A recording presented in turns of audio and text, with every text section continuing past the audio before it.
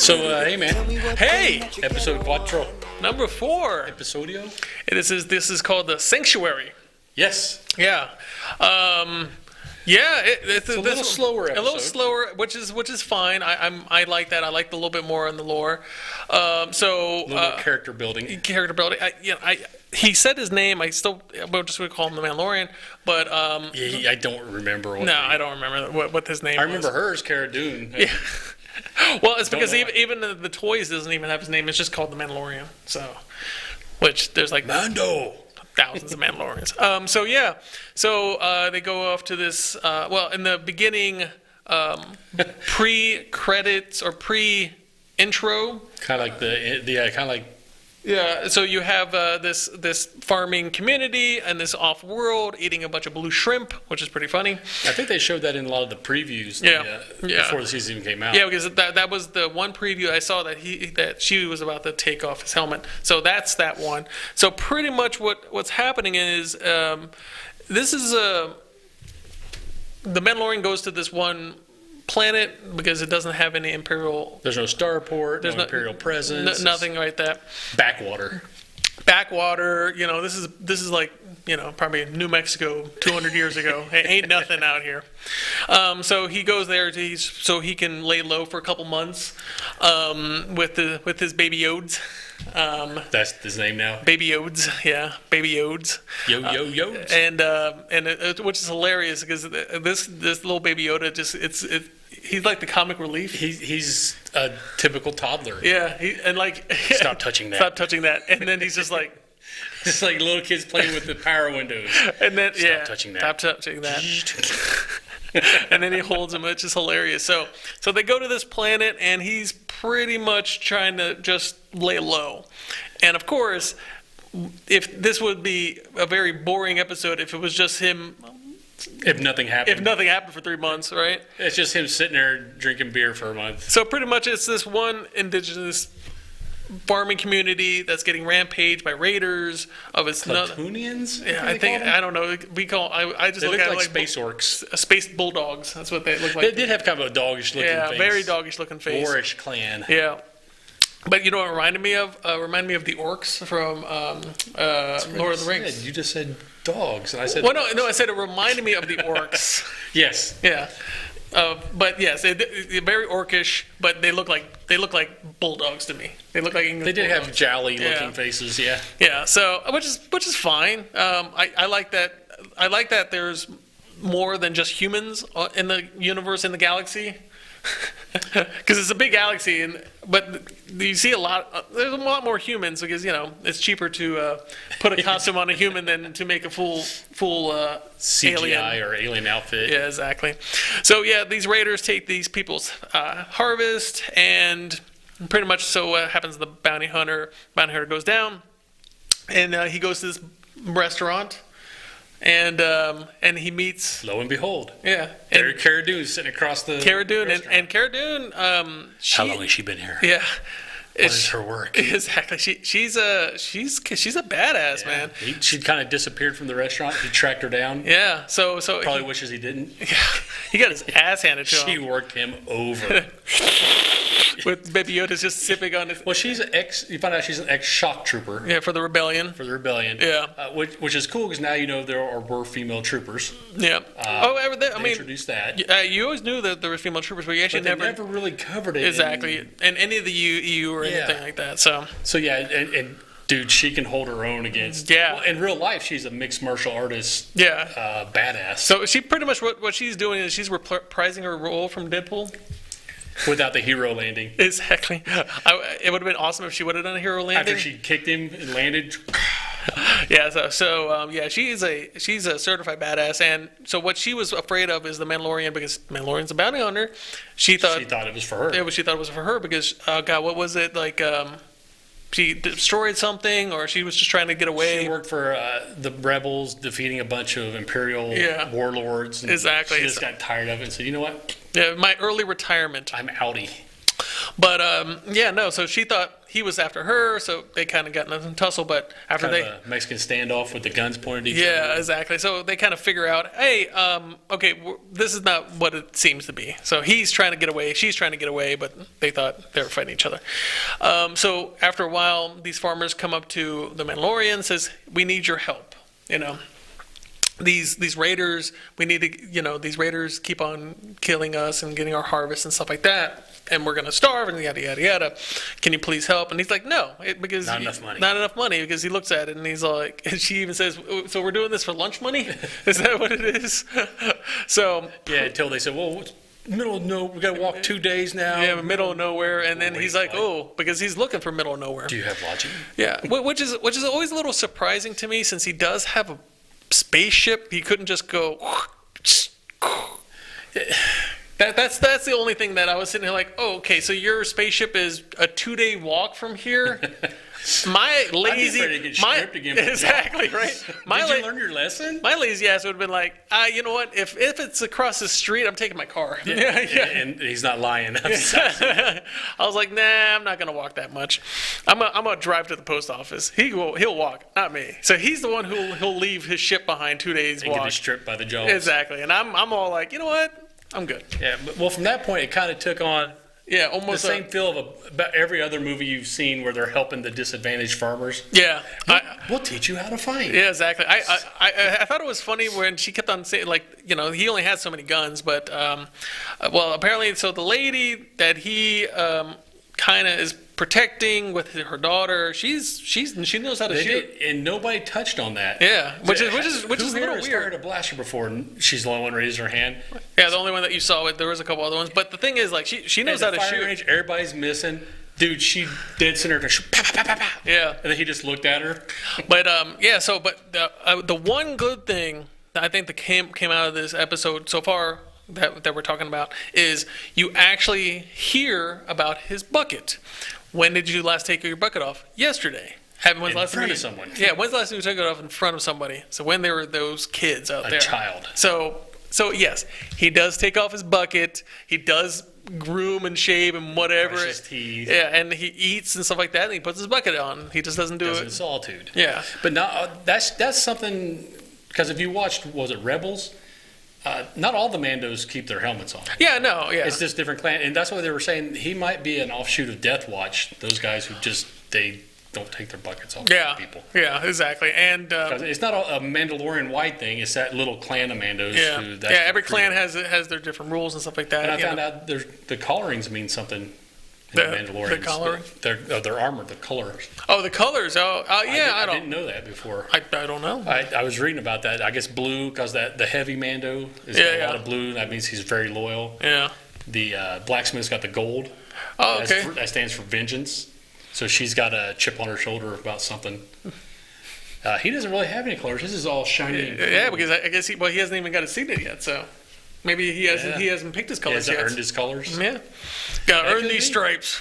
It was not enough. These colors don't run, Redneck. Yeah, exactly. I want to see some backward redneck Mandos. Just like with a wife beater underneath, It's no armor, just a wife beater. Exactly right. Just gun rack on his spaceship. And a Bocephus license plate up front. To the Confederate flag bumper sticker on the back of the Razor Crest. I would so pay to see that. Oh man, yeah. So, or like the Dukes of Hazzard theme on the honk. We going hunting, boys! Woo! But yeah, so pretty much what happens is he's paid to protect these people, and then he goes scouting, and he finds out there's something big in this woods, and he finds out it is an old ATST, commonly known as a chicken walker or a imperial. The two-legged ones. The two-legged ones. Am I the only one who thought, you know what, you should go over to Endor and bring back a bunch of Ewoks? Yeah, right. And they'll take that thing out, no problem. Well, they took that thing out with it was their woods.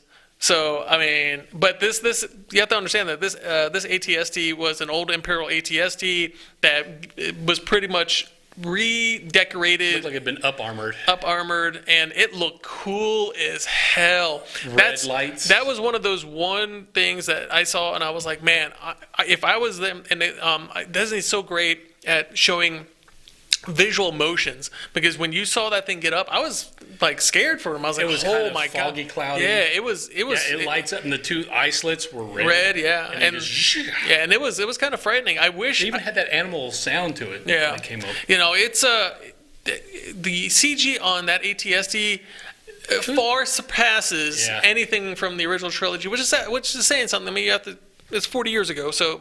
That thing was kind of frightening. Yeah, I saw that coming through the woods. I would be pooping myself. I was like, oh, and this guy's like with a stick. You know, I was like, what are you gonna do with the stick? Well, even she said, I've seen it take out a battalion. Of military people. So it's you're talking about just 20 farmers that you ain't doing much. So, I do appreciate them going into their to their campment and stuff like that. It was just such a good. And God, man, it feels like a space western. It really does. And you know, I don't think there's a lot of new elements on the story of this, because you do see a lot of repeat story from older westerns and stuff like that. Especially with the Seven whole Samurai. Especially with like the training the farmers, and you have the one guy with the stick that's pointing in the wrong direction. Is the pointing and goes out. So I mean, I think. So he's pretty much, he almost stayed. He almost stayed. That was that one part where she lifts his helmet up and he brings it back down. He holds her arms. Yeah, you don't know if he was thinking about it then, but that's when somebody took a pot shot at Yoda. Yodes. Little Yodes. Yeah, and that sounds like a rapper's name. That's probably the new Lil Yodes. So pretty much it. Did your heart stop when you saw the crosshairs pop on his head? I kind of knew it was coming, because there's no way. Oh yeah, there you go. He's dead. That's it. I was waiting. I thought somebody would walk in front of the shot or something. Yeah, the Mandalorian was just going to catch the bullet, like Kylo Ren, and stop it. I do have the Force. Exactly. Yeah. No, it's So she kind of kills him at the end. So they figure out he still has a tracker on him, and he can be tracked anywhere. So I'm guessing the next episode is him pretty much saying, okay, he needs to find out who put the tracker on him, and then try to take the tracker. It's like the whole John Wick thing.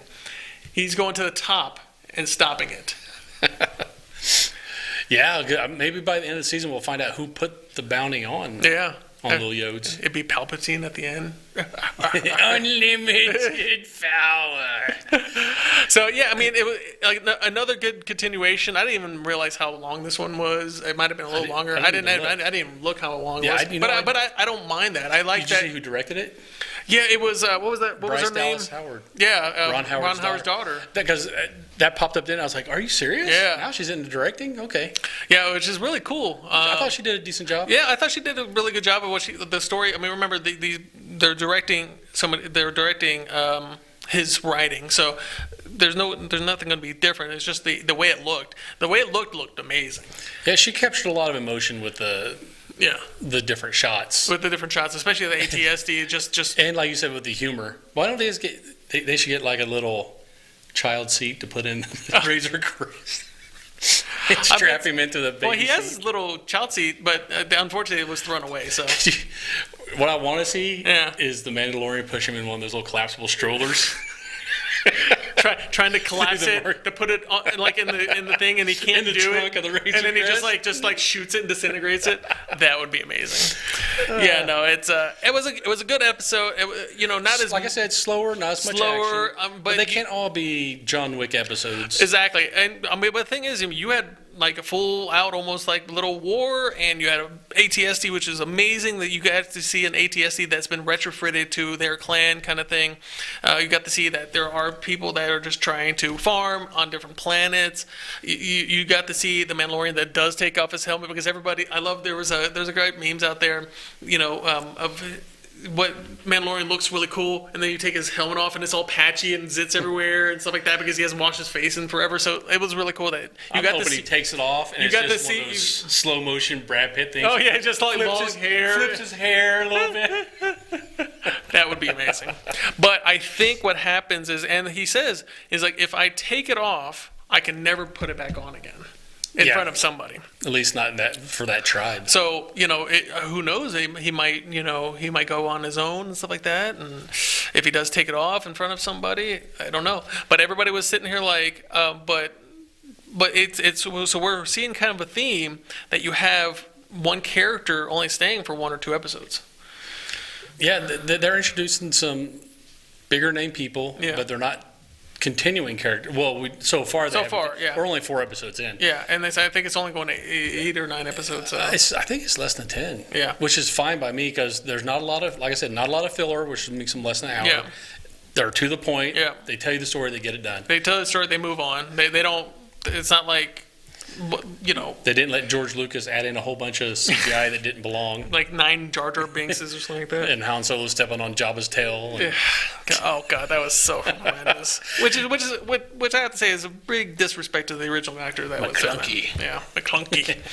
So yeah, I think it was a great episode. It was a good continuation. I like it. Every episode makes me want to see the next one. And it wants me to replay the one I just watched. And it makes me want to go back to the first one. I have already watched it twice already. Yeah. It's only one o'clock on Friday. You messaged me. Did you watch it? And I usually, when I wake up, I have my coffee and I go in my living room because I don't want to watch it on my phone. I have a big television. I want to see it and I want to put my phone away and I want to actually watch it. This is the only show that I've done that. And did you read that The Mandalorian surpassed Stranger Things as the most viewed thing on streaming right now? I don't doubt it. And it's because 90% of my feed is Mandalorian right now. What I did notice, they're starting to do some of the little Yodes merchandise now. My Facebook is getting inundated with those little plushies, and god damn it, I almost bought one. I had my finger over it. I'm like, let me see how much. Oh, it's only 30. No, I'll wait. Yeah, you should just buy like a whole crate of them and put them over here. Oh god, they would go like crazy. Right, but yeah, so but. Other than that, I think it was a good episode. It was a good after Thanksgiving episode. They really should have put it on Thanksgiving. That would have been a lot better. Something to do besides football. Yeah, I quit watching football a year or so back. My Redskins were like 1-9, or 2-9. Only thing that surprised me is I saw the Bills beat the Cowboys the other day. Oh, spoiler! And if anybody's watching this on Saturday and you haven't seen it yet, the Bills are like 9-3. How did that happen? Hey, the Bills were like, they went to the Super Bowl like 4 years in a row. So, but this is also like this was in the 90s, the 80s, yeah, late 80s, early 90s. So yeah, great episode. Yeah, continuation, and Baby Yoda is pretty much he's hilarious, and he knows the humor on that is really great. I still haven't seen any big named bounty hunters coming after him. Because this is set after Return of the Jedi, yeah, right? Yeah. So there's still this is about 5 years after the Return. There's still a ton of them around. IG-88, I think, is dead at that point. I think Boba killed him. But we have to remember EU stuff doesn't count anymore. No, I think it was in which one? Empire when they went to Cloud City. Oh God! Because IG-88 followed him there and Boba jumped him. I gotta watch it again. But yeah. either way, you see him in the Ugnaughts thing in the corner. Oh, okay. Oh yeah. But yeah, but I don't think they'll put another IG robot. I think IG-11 was pretty much cool. I'd like to see like Dengar. Dengar would be cool. Forlom. Yeah, Forlong, Zuckus. Bosk. Yeah. Let's see some named character, or maybe they just want to stay away from the known characters. Yeah, maybe they want to put their own in, which is really cool. Which I can understand too, but I want to see. But Zara, that's me being greedy. What's her name? Cara Dune. Cara Dune. She's not a bounty hunter. No, she's an old military person. Actually, that's like a mercenary for hire. Yeah. So great episode. You guys should really watch it, but don't take our word for it. Comment down below. What did you guys think? What was your favorite part of the show? Like I said, it's a good continuation. It's not as jam-packed, but there was a lot of cool things in there. Didn't see too many Easter eggs. No, didn't see it too. I mean, you have to understand but the ATST is about as big as Easter egg as you get. It's not much of an Easter egg. That's pretty much in your face. Exactly. It's not hidden. It's not hidden at all. But yeah, so it's really cool. You should definitely watch it. But yeah, while you're down there, go ahead and hit the subscribe button and that like button. It does actually help us out a lot. And when you're hitting that subscribe button, hit that bell icon. Nice every time, because it really does help out the show, and we're closer to 10 million every time. But we'll try to keep up with these shows. We'll see you guys next week. My name is Patrick with Talk Nerd in Me. Troy, also with Talk Nerd in Me. Nerds, we will see you on episode 5 of The Mandalorian. Later, nerds. Later, nerds. Bye.